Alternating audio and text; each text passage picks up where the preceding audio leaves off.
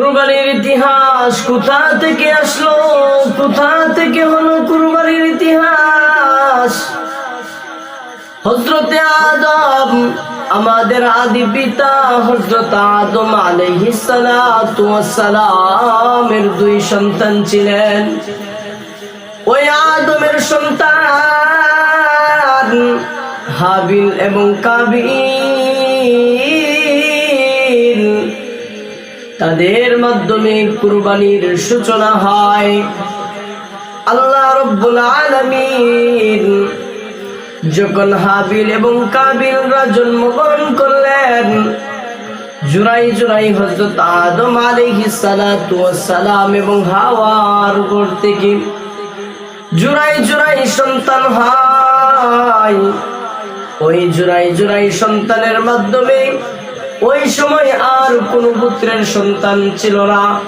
আল্লাহ রাব্বুল আলামিন আদেশ করলেন, ও আদম, তোমার যে কোলের দুই সন্তান আছে, পরবর্তী যে দুই মেয়ে আছে, ওই মেয়েদের সাথে তুমি বিবাহ দিয়া দিবা। ওই সময় দেখা গেল হাবিলের সাথে যে মেয়ে হয়, সেই মেয়ে হলো পুত্রী, আর কাবিলের সাথে যে মেয়ে হয় সেই মেয়ে হলো সুন্দরী। দেখা গেল কাবিলের সাথে যে মেয়ে হয়েছে ওই মেয়েকে বিবাহ দিতে হবে হাবিলের সাথে, হাবিলের সাথে যে মেয়ে হয়েছে ওই মেয়েকে বিবাহ দিতে হবে কাবিলের সাথে। হাবিল সুন্দরী বোন পাইল, কাবিল অসুন্দরী বোন পায়া অসন্তুষ্ট হয়ে গেল। কাবিলে বলে, মনটা আমি মানি না, আমি আমার সুন্দরী বোনকে নিতে চাই। তাদের মধ্যে যখন এই ঝগড়া লাগলো, ওই ঝগড়া থেকে আল্লাহ রাব্বুল আলামিন আদমকে বললেন, ও আদম, তোমার দুই সন্তানকে বলো কুরবানি দেওয়ার জন্য। দুই সন্তান কুরবানি দিবে, যার কুরবানি সঠিক হবে আকাশ থেকে আগুন আইসা ওই কুরবানি পুরায়া নিয়ে যাবে। আর যার কুরবানি সঠিক হবে না, আকাশ থেকে আগুন আসবে না, তারটা পুরায় নেওয়া হবে না। ওই সময় হাবিলেও কুরবানি দিল দুম্বা কুরবানি, কাবিলেও সে শস্য খেতে কাজ করতো, শস্য দিল। যে হাবিলেরটা কুরবানি হয়ে গেল, আকাশ থেকে আগুন আইসা হাবিলের ওই দুম্বা আল্লাহ তাআলা পুরায় নিলেন। হাবিলের সাথে ওই সুন্দরী মেয়ে বিবাহ দেওয়া হবে। এমন সময় কাবিলে মানতে চাই না, ঝগড়া লেগে গেল, বিবাদ হয়ে গেল। হাবিলকে কাবিলে হত্যা করে ফেলল। এখান থেকে পৃথিবীর কুরবানির সূচনা শুরু হয়ে গেল। কুরবানি পৃথিবীর প্রথম সূচনা হলো হাবিল এবং কাবিল, তারা দুই ভাই থেকে আসলো।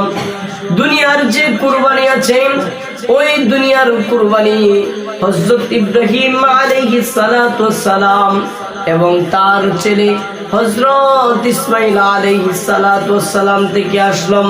হযরত ইব্রাহিম আলাইহিস সালাতু ওয়াস সালাম বৃদ্ধ হয়ে গেলেন, কোনো সন্তান নাই। তার বিবি সারার গর্ভে কোনো সন্তান হয় না। হযরত ইব্রাহিম এবং তার বিবি সারা, তারা নিঃসন্তান। কিন্তু আল্লাহ তাআলার কাছে দোয়া করে, ও পরওয়ারদিগার আলম, আপনি আমাকে সন্তান দান করেন। যখন ইব্রাহিম বৃদ্ধ হয়ে গেল, ওই বিবি সারার একটা খাদেমা ছিল, খাদেমার নাম হলো হাজেরা। বিভিন্ন কিতাবের মধ্যে পাওয়া যায় যে হাজেরা এক বাদশার মেয়ে ছিল। ওই বাদশাহ ওই বিবি হাজেরার বাবা ওই বাদশাহ ছিল।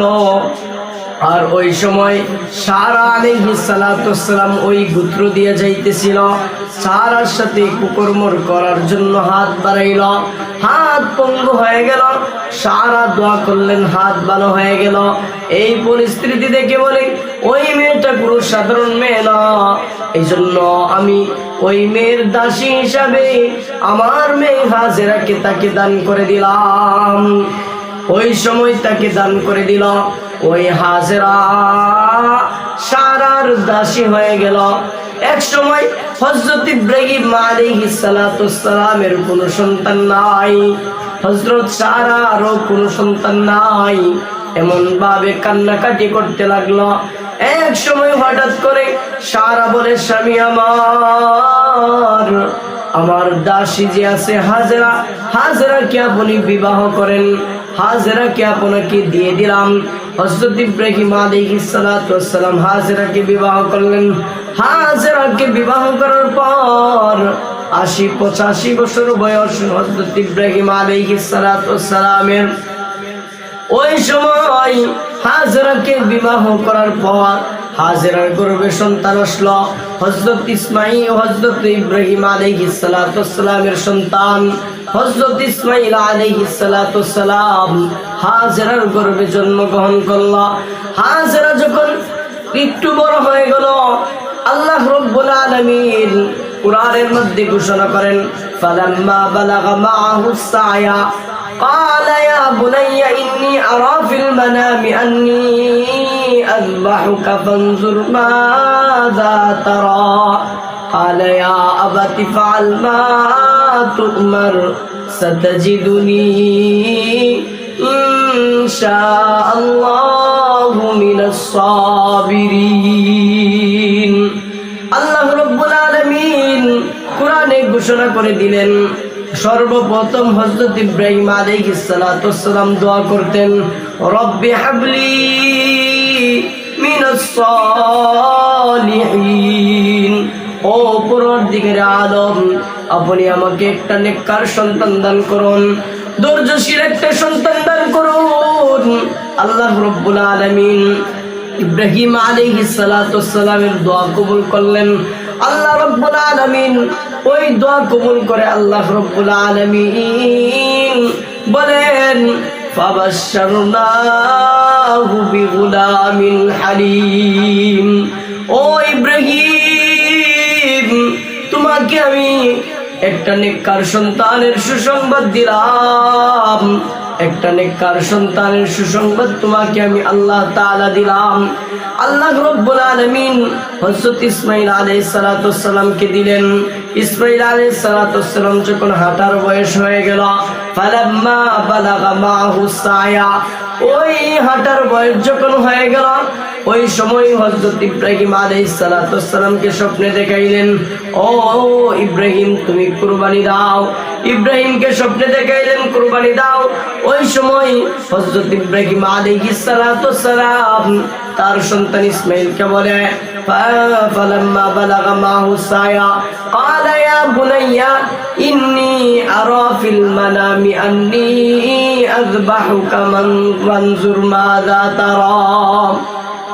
হযরত ইব্রাহিম আলাইহিস সালাতু ওয়াস সালাম বলেন, ক্বালা ইয়া বুনাইয়া, হে আমার সন্তান, ক্বালা ইয়া বুনাইয়া ইন্নী আরা ফিল মানামি আন্নী আযবাহুকা ফানজুর মাযা তারা, হে আমার বৎস আমি স্বপ্নে দেখলাম আমি তোমাকে কুরবানি দিতেছি, তোমার মতামত কি? ওই সময় হযরত ইসমাঈল আলাইহিস সালাতু ওয়াস সালাম বলেন, ক্বালা ইয়া আবাতি ফাআল মা তু'মার সাতাজিদুনি ইনশাআল্লাহু মিনাস সাবিরিন। ও আমার বাবা, আপনি যা স্বপ্নে দেখেছেন আপনি স্বপ্নের তাই পালন করেন। কেন না গো বাবা, আমি জানি নবীদের স্বপ্ন ওহী হয়ে থাকে। আপনাকে যে স্বপ্ন দেখানো হয়েছে আপনি ওই স্বপ্নকে আদায় করেন, অবশ্যই আমাকে আপনি ধৈর্যশীলদের মধ্যেই পাবেন, আমাকে আপনি পাবেন। এমন ভাবে আপনি আমাকে বেঁধে নেন, চক্ষুগুলা বাইধা নেন, পা গুলা বাইধা নেন, যাতে আমি লড়াচড়া না করতে পারি, আপনার শরীরে যাতে না লাগে। আর আমার চক্ষুগুলা বাইধা নেন, চক্ষু দিয়ে যাতে আপনাকে না দেখতে পারি, আপনার চক্ষু বাইধা নেন। আপনিও যদি আমাকে দেখেন, আমাকে আপনি দেখিয়া জবাই করতে পারবেন না। আমি আপনাকে দেখিলে জবাই হইতে আমার কষ্ট হবে। ও বাবা, আপনি আমার কাপড়গুলাও কইলা নেন, কাপড়গুলা মাকে দেখাইবেন। মা যদি ওই কাপড়গুলা দেখে, কাপড়গুলা দেখিয়া মা একটু সান্ত্বনা পাইবে, তার সন্তান কুরবানি হয়ে গেছে। ওই কথাটা যখন মা শুনবে, মার মনে কষ্ট লাগবে। ও বাবা আমার, আপনাই ওই আমার কাপড়গুলা খুলিয়া মার কাছে পৌঁছাইয়া দিবেন। এমন ভাবে হযরত ইসমাঈল আলাইহিস সালাতু সালামকে বলল, ও বাবা, চৌকগুলা আপনার বাইধা নেন, আমার চোখগুলাও বাইধা দেন, আমার হাতগুলা বাইধা দেন, আমার পা গুলাও বাইধা দেন। যদি আমার হাত পা জবাই করার সময় যদি লড়াচড়া করে আপনার শরীরে লেগে যায়, তাহলে বেয়াদবি হয়ে যাবে। আমার কাপড়গুলা কইলা নেন, কাপড়গুলা আমি আমার মাকে আপনি দিয়া দিবেন। এমন ভাবে হযরত ইব্রাহিম আলাইহিস সালাতু সালাম হযরত ইসমাঈল আলাইহিস সালাতু সালামের গলার মধ্যে ছুরি চড়াইল। গলার মধ্যে ছুরি চড়ানোর পর ছুরি আর গলায় ঢুকে না। আল্লাহ রাব্বুল আলামিন বলেন, ও ইব্রাহিম, আমি পরীক্ষা করলাম, পরীক্ষায় তুমি ফার্স্ট হয়ে গেলা। হযরত জিবরাইলকে ডাক দিয়ে বলে, জিবরাইল, ও জিবরাইল, যাও যাও, জান্নাত থেকে একটা দুম্বাই না হযরত ইব্রাহিম আলাইহিস সালাতু সালামের ছুরির নিচে দইরা দাও। হযরত ইসমাঈলের জায়গায় তুমি দুম্বা দইরা দাও। জান্নাত থেকে জিবরাইল আলাইহিস সালাতু সালাম একটা দুম্বাই না দরিয়া দিল, আর দুম্বাটা কুরবানি হয়ে গেল। এখান থেকে আমাদের দেশের কুরবানি চলে আসছে। ও দুনিয়ার মানুষ, কুরবানির ইতিহাস, প্রথম ইতিহাস হলো হযরত হাবিল এবং কাবিলের মাধ্যমে যে রীতি চলে আসছে, ওইটা হলো কুরবানির শুরুর ইতিহাস। আর আমাদের দেশে যে পশু কুরবানি হয়, ওই কুরবানির ইতিহাস হলো হযরত ইব্রাহিম এবং হযরত ইসমাঈল আলাইহিস সালাতু ওয়াস সালামের।